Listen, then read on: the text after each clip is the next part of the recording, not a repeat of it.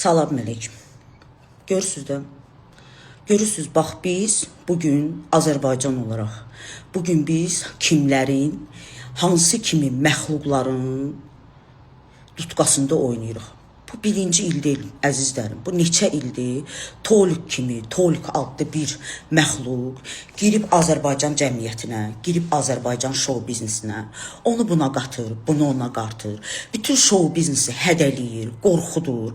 Hamı bir söz deyə bilmir qorxusundan. Hamı ondan çəkinir. Çəkinəcək yeri var. Amma bax mən səydə. Mənim səndən heç bir çəkinəcəyim yerim yoxdur. Bu bir. İkincisi, mən səydə, mən şou biznes zat deyiləm, ömrü boyda olmamışam. Çünki mən sizin kimi yalaq sifətli, iki üzdü, sizin kimi adamlar olmamışam. Mən başa düşə bilmirəm. Bu polis sizin üçün şou biznesdir, şou oyunlarıdır, hər dəqiqə bir şey olan kimi polisi siz söhbətə soxursunuz. Bu bir. İkincisi, Azərbaycanın, ölkənin əsas güclü strukturu var. Bandatlərlə mənə qorxudursan, hə? Bandatlərlə mənə hədəliyirsən. Bandatlar yəni belə zəifdir ki, sənin kimi üzdən İraqlara görə, sənin kimi üzdən İraqların sözü ilə oturub dursun, hə? Sən bilirsən ki, bandatlərdə elə canavar kişilər var ki, sənin üstündən keçərlər, hə? Sən bu nə danışıq da? Hər dəqiqə bir insanları polislə hədəliyirsən, hər dəqiqə bir insanları polisi eləmirsən, şou biznes oyunlarına soxmusan. Bu ölkə sənin üçün nədir? Yəni bu boyda ölkə bunun kimi üzdən İraqın öhdəsindən gələ bilmədi, hə? Sən kimsən ki? Səni kim öyrədib salıb bu Azərbaycan cəmiyyətinin üzünə? Sənə gəlir, mən sənin 2 ay işləmişim.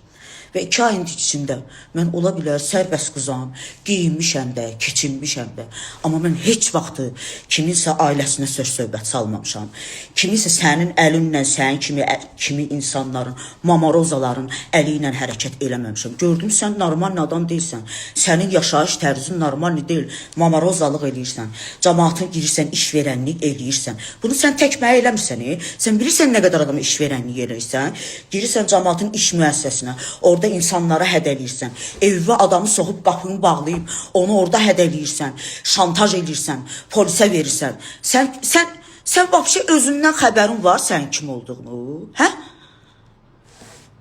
Bax, yenə deyirəm sənə, sənin fikrin, o yalaq sənin o şou biznesin var, fikrin o şou biznesdəki adamlara getməsin. Mən sənin üçün şou biznes zat deyiləm. Mən heç vaxtda şou biznes olmamışam, olmayacam da. Yenə deyirəm, mən onlar kimi yalaq həyat yaşamamışam. Mən onlar kimi sırtıq həyat yaşamamışam. Sərbəst həyatımı yaşamışam. Rahat həyatımı yaşamışam. Öz bildiyim kimi yaşamışam. Amma heç kəsin haqqına sənin kimi zərər verənlik eləməmişəm. Başa düşdün? Bax, buradan deyirəm, onun efirinə bundan sonra gedən müğənnisi olsun, oxuyanı olsun, kişisi olsun, arvadı olsun. Bax, elə onun kimi üzdən İraqlı kişiləri də, ora qonaq gedəndə.